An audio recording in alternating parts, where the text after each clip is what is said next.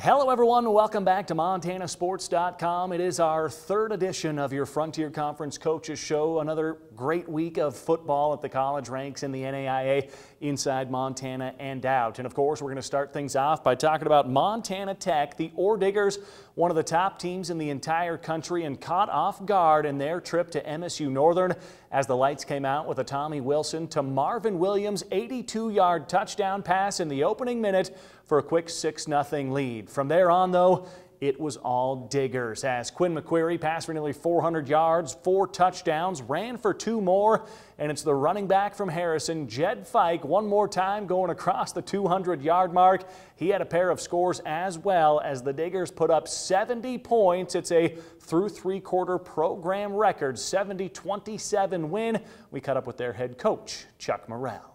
I mean, it's incredible. You think about it. I've just, my short time here in the last 6 or 7 years, we've had some great performances, but, the history of Tech football is deep. And so anytime you can break a record, I mean, some of the records that are out there are incredible. And I don't know if we can ever match them, but, to be able to come out and put up the offensive numbers that we did in that game, just kudos to our guys for staying on their execution the entire game. First things first was Quinn's big performance, and to see a player of yours get National Player of the Week is always an exciting thing, of course.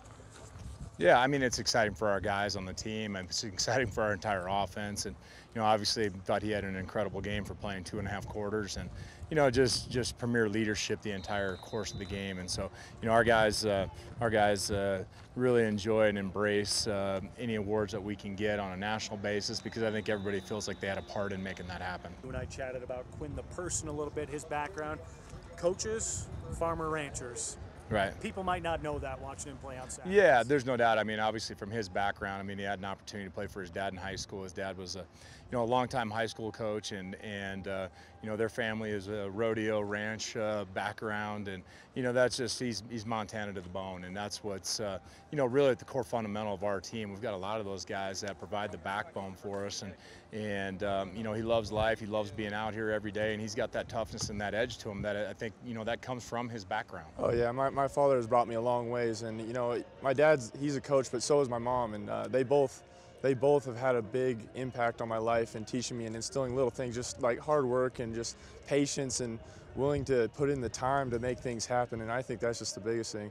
My father, he's helped me with everything. I owe everything to him, because without him, I wouldn't be anything I am right now. So, rodeo, ranch, farm, I mean, that whole side of things teaches a kid to work hard. Oh yeah, and definitely that's my mother comes into that aspect a lot, because she was a big rodeo. She was a head coach over there at MSU for, I think it was like 5 years. So, the rodeo aspect of it, I mean, there's a lot of time and practice that has to go into that, and training and be able to work with your horse and kind of knowing when to do things and when to cooperate with certain aspects of it. And so I think that's a big thing that's helped me come into this football world. Do you miss that side of things at all? Oh yeah, I definitely do. I definitely do a lot, and we'll see where football takes me, but that'll definitely be something I come back to later in life. We also talked about you're pretty clean cut. He right now is about as far from that as possible. You give him grief for that, or we just letting it go? No, I mean, we let our guys roll around here. I mean, if you want to wear a beard, that's Montana. If you got shaggy hair, that's Montana. If you got flannel on, that's Montana. So, the guys got all kinds of different facial hairstyles going on, and if you're winning and you got it going, then you can't back off and you can't change it up. We also talked a bit about some of the younger guys getting a chance to go in and play. Huge for the program, especially a couple of years down the road.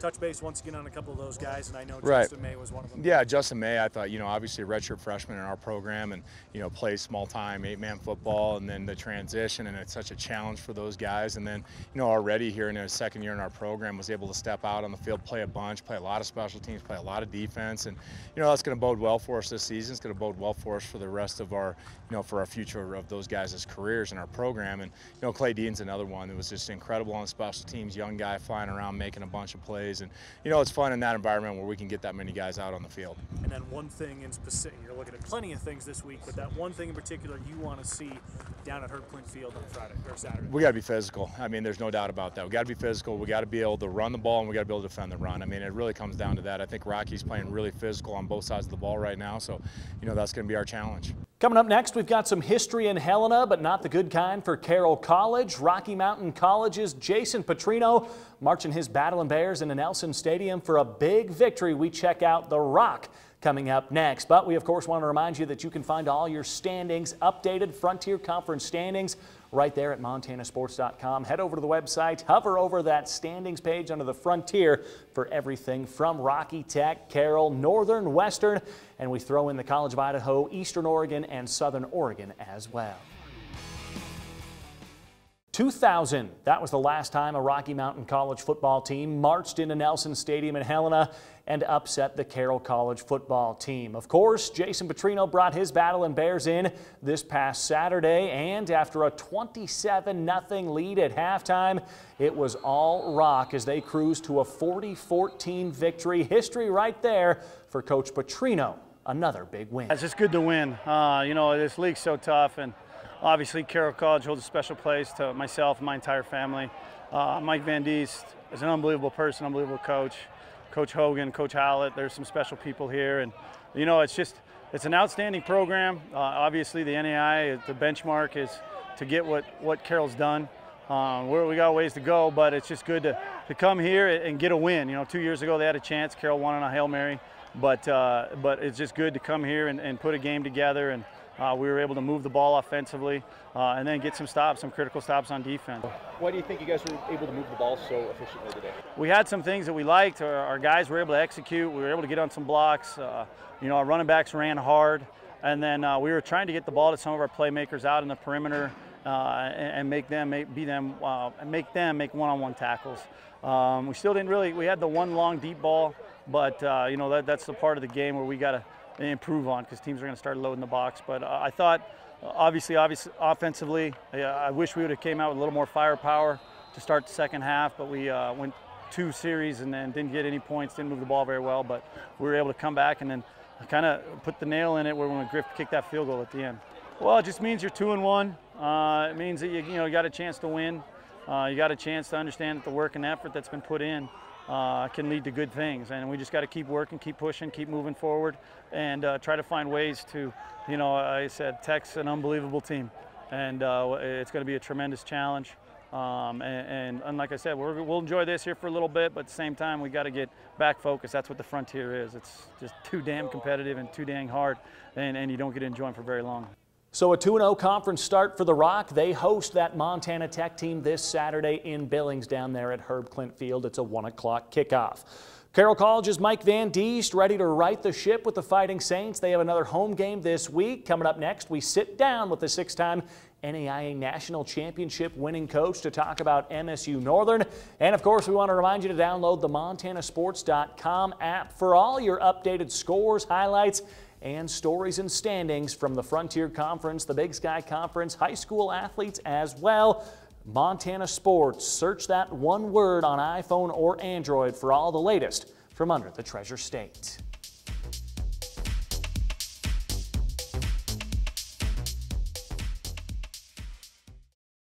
Welcome back, everyone, to the montanasports.com Frontier Conference Coaches Show. Joining us right now, Carroll head coach Mike Van Diest. Coach, you got to play inside Nelson Stadium against Rocky Mountain College, a guy you're familiar with, and Coach Petrino. We'll chat about that maybe in a second, but your biggest takeaway from Saturday in a 40-14 defeat against the Battle and Bears? Well, the biggest thing is we really didn't come out firing on all cylinders about midway through the first period. Our offense, I think, had a couple of first downs. They were doing well. And then we have a turnover, which really wasn't a bad turnover because it was a long pass intercepted inside the 5-yard line, so it was kind of like a punt. But then on 3rd down and 5, and we have a chance to stop them, get the fall back, we give up a 40-yard pass route. And that just kind of set the tone. It was like all of a sudden, whoa, we're back on our heels. We do a good job. We stop them on a drive, and they have to kick a field goal. And then we fumble the next series right away, and all of a sudden it's 10-0. It's like, okay, what happened here? This wasn't the way the script was supposed to be read. Yeah, and we talk, you know, it's almost a cliche at this point, but win the turnover battle and you have a pretty good chance to win the football game. Flip it around to the other side. What happens, what needs to happen on your defense, whether it's pressure from the guys up front, maybe forcing quarterbacks into some tough throws that they have to make, or what is that thing you guys can do heading forward here to try and get some of your own interceptions, fumble recoveries, or even just forcing them to punt more often?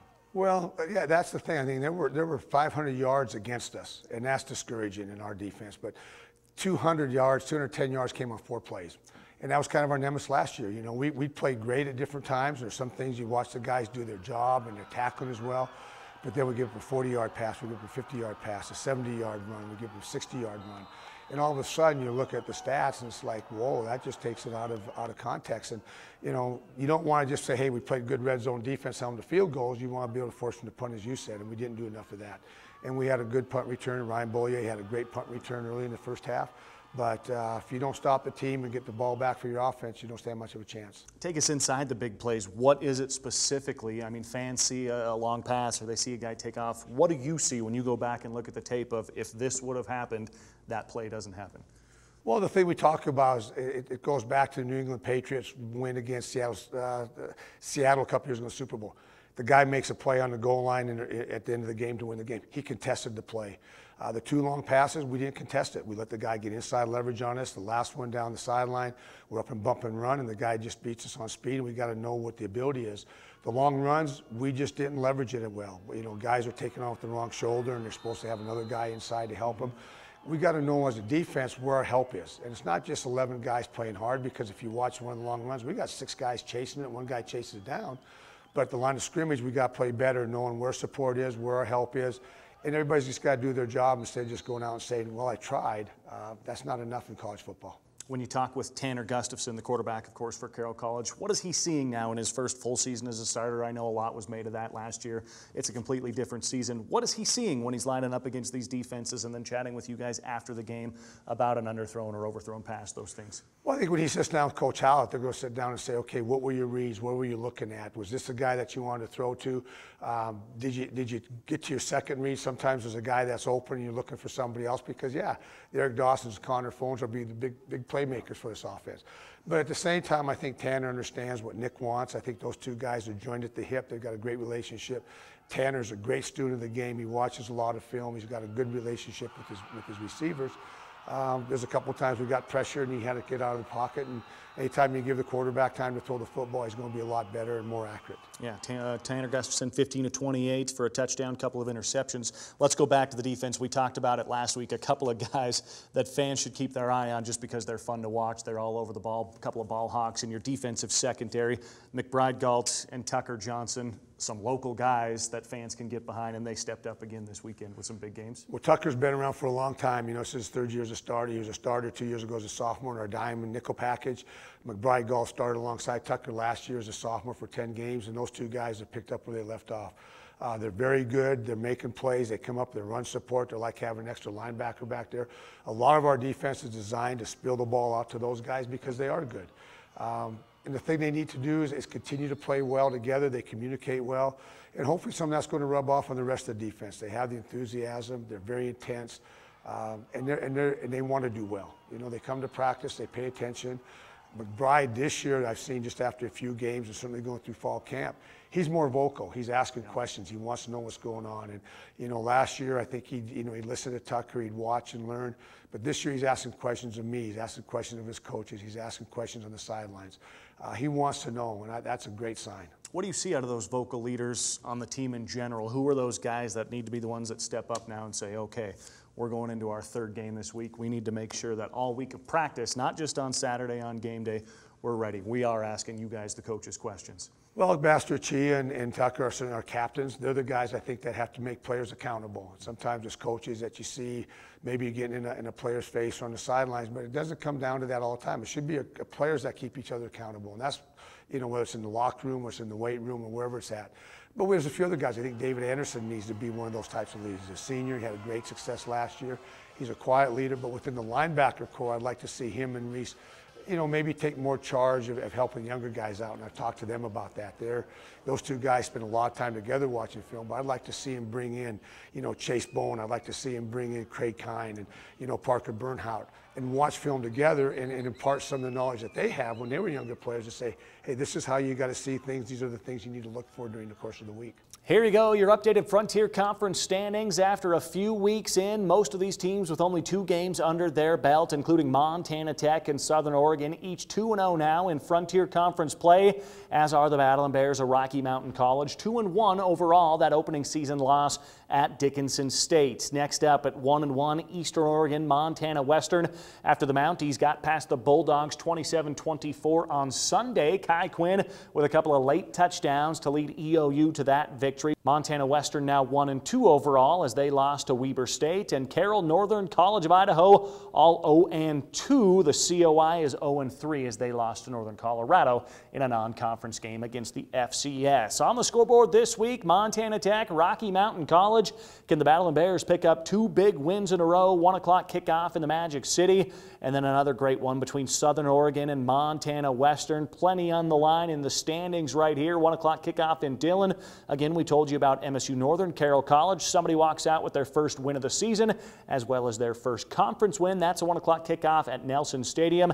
And Eastern Oregon riding that momentum as they head into the College of Idaho. Another 1 p.m. afternoon kickoff on Saturday. Can the COI pick up their first victory of 2017? Remember, MontanaSports.com, your home for everything Frontier Conference. We've got all the feature stories, all the highlights, and all the standings throughout the week right there at MontanaSports.com.